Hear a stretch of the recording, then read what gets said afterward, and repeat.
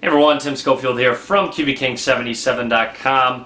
Motorola has now announced a few new devices actually, and what's interesting is that they decided not to rename a couple of them. There's the Moto X and the Moto G. They announced new versions of both of those devices, and they decided to call them the Moto X and the Moto G.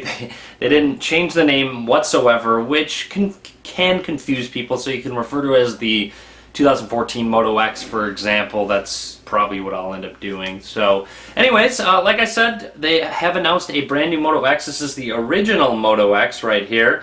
It has a revamped look to it. There are similarities, but there are also differences. Aesthetically, you have a few options actually for the back. They do have the Moto Maker feature still. You can have a plastic back, different colors of course. There's wood, bamboo, and also a new one, leather. So similar to maybe like the Samsung Galaxy Note, however, they have that faux leather on the back. It could be similar to that, and of course there's different colors to that as well. Now for some of the specs on the new 2014 Moto X, it does have a 2.5 gigahertz Snapdragon 801 processor, that quad-core processor. It has 2 gigabytes of RAM.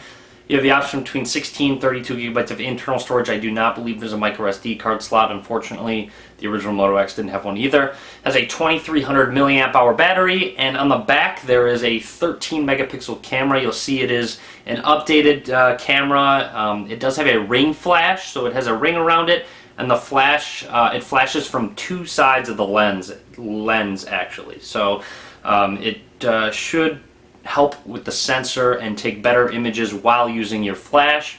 And then one of the biggest changes is the screen size actually. So on the original Moto X, I believe it's 4.7 inches, and they have decided to update it to 5.2 inches, so a little bit larger, which makes sense. Although the Moto X did have a nice feel in your hand. It felt really good. It felt small, but the screen size was fairly large. But I'm looking forward to a little bit larger screen. Anywhere around 5 inches is my sweet spot for screen sizes, so that's great. And they also updated it from 720p to 1080p. So, and I believe the CEO of Motorola stated that their new Super AMOLED technology they're going to use is going to be more efficient. So hopefully battery life will be good with that 2300 milliamp hour battery. Now, one of the great features about the Moto X is the active display. So when you pull it out of your pocket, it recognizes that and it shows you your notifications right here. You can swipe up to view them or swipe down to unlock your phone. They have decided to enhance that. There are actually sensors on the corners of the phone. Actually, let me grab the Kindle Fire phone. Actually has these sensors, so this will give you a decent idea of what they look like. Kindle, I don't know why I say Kindle Fire, Amazon Fire phone, sorry about that. But anyways, the sensors are down here. They look very similar on the Moto X. I'll throw up a picture right next to me, but just to give you like an actual idea of what they're going to look like in person, you'll see it does have the sensors on all four corners like that.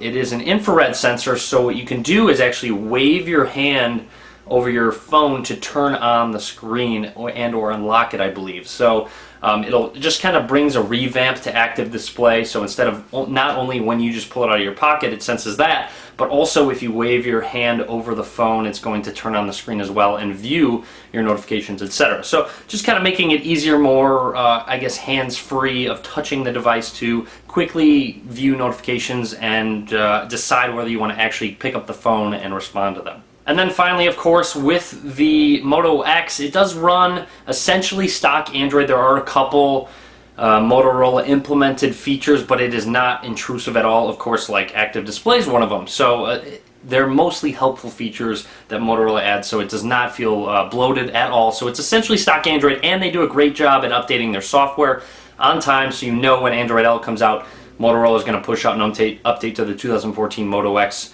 and hopefully the original Moto X as well in very short amount of time from release date. And finally, they officially announced and released the Moto 360 smartwatch. I unfortunately didn't get to order one. They sold out on Motorola's website within 5 minutes actually. So the website just kept loading. I tried to buy one, it didn't work. So I actually drove to a couple Best Buys in my area. They didn't have them. So Best Buy's selling them. You can the Play Store actually is selling them. It's out of stock everywhere. You can't even add it to cart at Best Buy. You can't add it to cart anywhere. It just is out of stock. So you're just going to have to wait a little bit. I would call around to your Best Buy store if you're looking for one, or just kind of hold tight and hopefully they'll come into stock very soon. But yes, I will be getting one, so I didn't want to talk about it too much. So yeah, that's pretty much it. I'll do an unboxing with that, or a full review of it. I don't have an Android Wear smartwatch yet, so I'm looking forward to getting that. But that's all I wanted to talk about with Motorola and their announcement with their new Moto X. So just the Moto X. I don't know why they didn't change the name, but they didn't. So let me know what you think. If you're excited for the Moto X, I know I am. I'll be getting it once they release it anyways, so expect some coverage there from me as well. So let me know what you think. You can subscribe to me. I'd really appreciate that. You can follow me on Facebook, Twitter, Google Plus as well. All links will be in the description of the video below. And as always, guys, thanks for watching.